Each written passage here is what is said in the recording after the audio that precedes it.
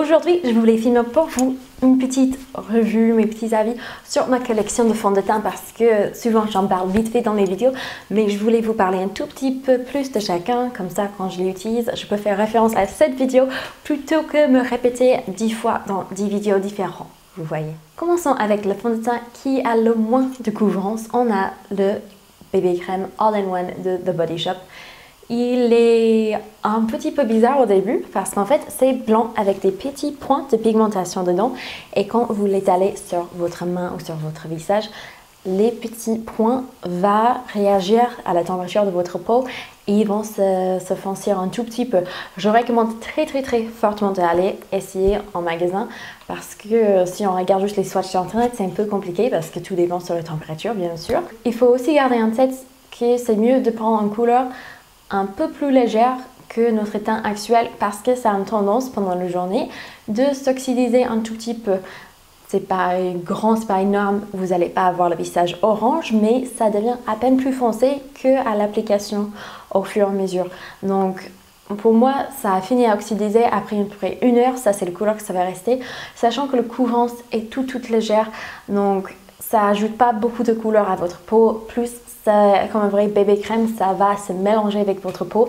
Je recommande ce produit pour les débutants de maquillage, pour les personnes qui ont une peau sans boutons, sans les grands problèmes de pigmentation. Ou par exemple, moi je le porte quand je vais vite fait au supermarché et j'aimerais une meilleure mine, mais j'ai pas envie de me prendre la tête avec un vrai fond de teint, de l'appliquer correctement, etc. Et je veux juste quelque chose de vraiment vite fait, je prends cette bébé crème là. Moi, j'ai l'ai dans le teint 00, donc c'est le teint le plus pâle. Si vous êtes plus pâle comme moi, vous allez peut-être avoir du mal. Mais bon, je connais très peu de personnes qui sont bien plus pâles que moi. Et bon, comme c'est une couvrance légère, souvent on peut jouer avec, on peut mettre pour plusieurs teints la même couleur. Le CC Crème dont je vous parle sans cesse, c'est le 1, 2, 3 parfait, perfect, CC Crème de chez Bourjois. Je l'ai dans la couleur 31. Je sais qu'il y a une très grande youtubeuse qui l'a pas aimé, mais elle est une des seules personnes que je connais ou que j'ai lu dans tous les avis en anglais et en français sur internet qui n'a pas aimé. La plupart des personnes ont vraiment aimé. Moi, j'ai une peau qui a une tendance acnique. Vous ne direz pas parce que là, actuellement, je prends super bien soin de mon peau et j'ai un régime qui marche très bien pour ma peau. Mais dès que je mets un produit qui ne va pas ou mais dès que je change ma routine, que je commence à utiliser un nettoyant moussant par exemple, d'un coup, bam, j'ai plein de boutons encore.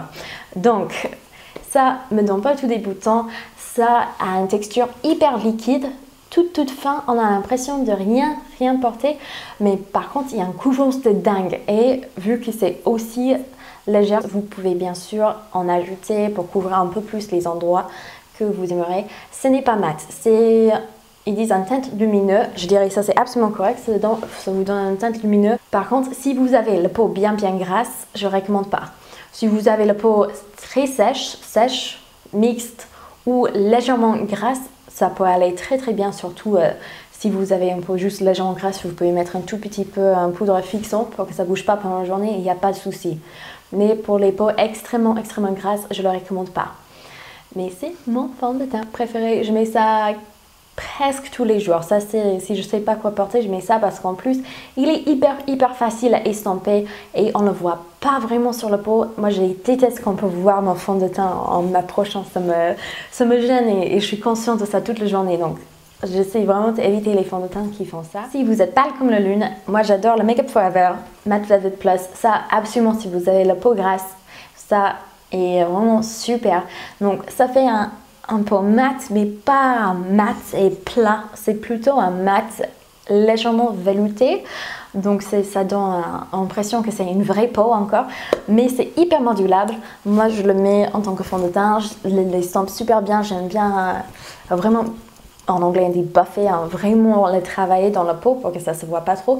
Et puis s'il y a des endroits où des petits boutons, je les mets un tout petit peu et je les sens tout doucement pour que ça couvre mieux. Vraiment, il est top. Je suis en train de le porter actuellement dans la couleur numéro 20. Je crois que c'est porcelaine ou ivoire. Je oublie comment ça s'appelle, mais c'est le numéro 20 en tout cas.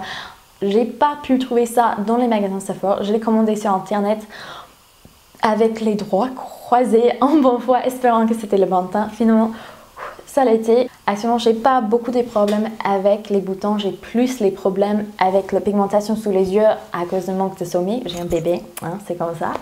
Et ça, c'est mon fond de teint préféré pour les journées où je veux un peu plus de couvrance ou quand je vais à un événement, je veux quelque chose vraiment classe parce qu'il n'y a pas de SPF.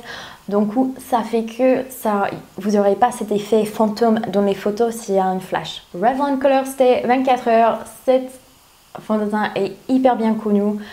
Si vous avez ce fond de teint, il faut vraiment le travailler dans la peau, c'est-à-dire vraiment l'estomper et commencer avec un tout petit peu et en ajouter parce que c'est fortement pigmenté, c'est censé être une couvrance plutôt forte.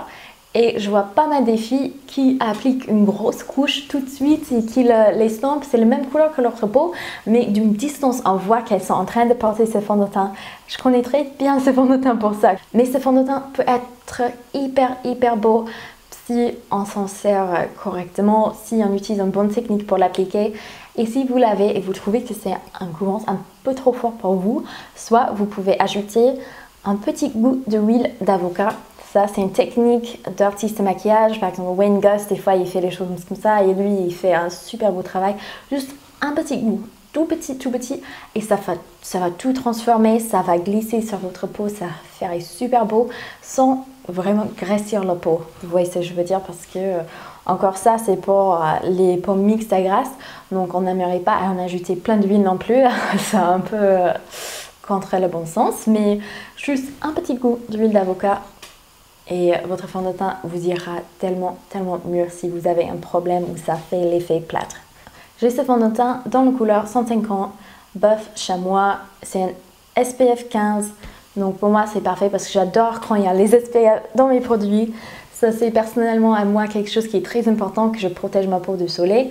Et vous allez voir que ça a une consistance plutôt épais. Ça aurait été tellement mieux si ça avait été dans le même packaging que le Matte Vivid Plus. Franchement, cette packaging est top. On peut juste appuyer dessous, ça sort la bonne quantité, on peut vraiment contrôler. C'est hyper hygiénique. Tant que le Revlon Color Stay, je vois vraiment des fois l'agiter très fort, tapoter très fort et espérer que ça m'ira, que ça va aller. Je croise les doigts, mais on ne sait jamais.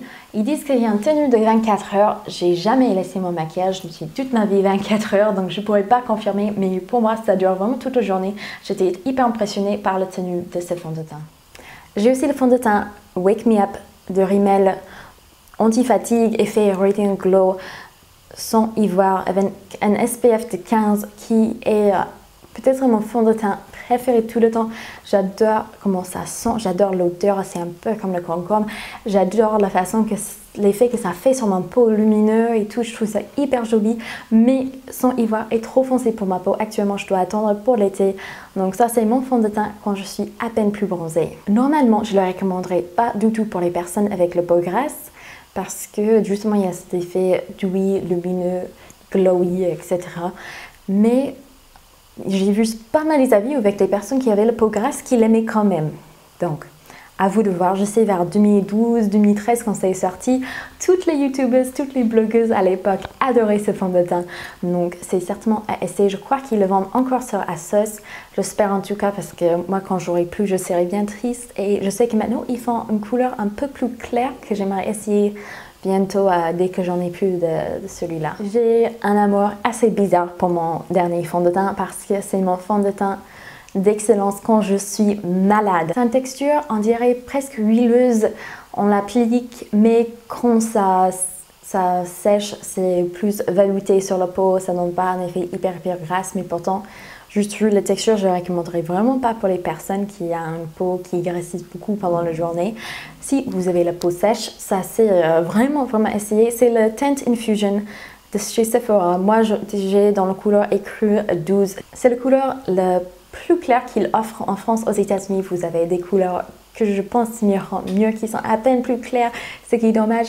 Mais cette fond de teint est dans un petit flacon en verre, ce qui fait hyper classe, mais aussi c'est hyper hygiénique. Si vous regardez le petit pipette là. Vous n'avez jamais besoin de toucher le fond de teint ou l'intérieur du verre avec vos doigts, ce qui est super bien parce que même si vous avez les doigts propres, ils sont jamais assez propres pour mettre dans votre fond de teint. Il y a toujours des petites bactéries, même des bonnes bactéries, mais dès que ça mélange avec votre fond de teint, c'est pas top.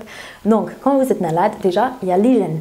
Deuxièmement, quand moi je suis malade et je dois me moucher beaucoup pendant la journée, j'ai toujours la peau qui pèle autour du nez. En plus, c'est rouge, c'est tout enflammé, c'est pas joli.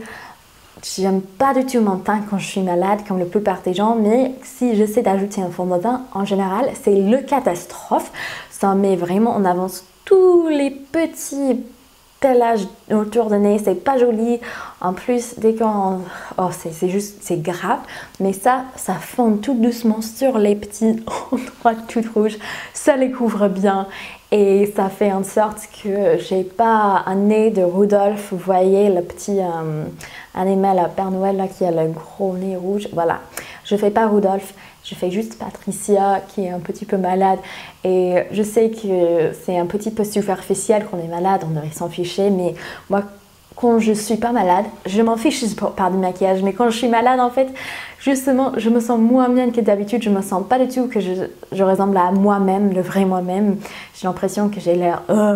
Donc j'aime bien un petit quelque chose pour me donner bon mime et ça c'est le produit par excellence.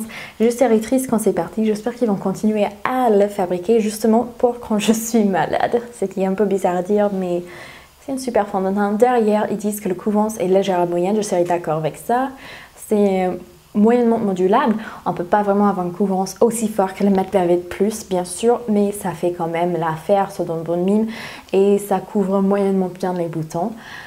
Et une hydratation de 12 heures, je serais d'accord avec ça. Donc si vous n'avez vraiment pas besoin d'hydratation, c'est peut-être pas le fond de teint pour vous. Si vous en avez déjà un peu trop, je ne le recommande pas.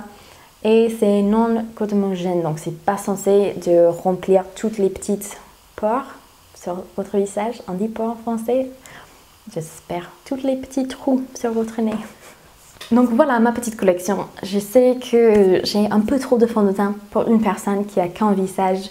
Mais j'adore les fonds de teint que j'ai. Action, il y a 2-3 qui vont bientôt être à leur fin. Et je vais peut-être les remplacer juste avec un bon fond de teint plutôt que plusieurs, mais j'adore. Moi j'adore le maquillage, c'est vraiment une activité loisir qui me fait super plaisir. Je pense avec les fonds de teint que j'ai, il y aura certaines personnes qui vont dire « Oh, elle a vraiment trop, on n'a jamais besoin de plus qu'un fond de teint ». Et puis il y aura d'autres personnes qui ont suivi YouTube et des autres youtubeuses pendant des années et disent on dira mais elle n'a pas une vingtaine, elle n'a pas une trentaine comme Tiffany Makeup, c'est quoi ça? Mais bon, c'est ma petite collection à moi. Si vous aimeriez voir une autre collection, genre les blushs, les mascaras, etc., n'hésitez pas à me dire tout ça dans les commentaires. J'ai hâte de vous revoir dans une prochaine vidéo et on se parlera très bientôt. Ciao!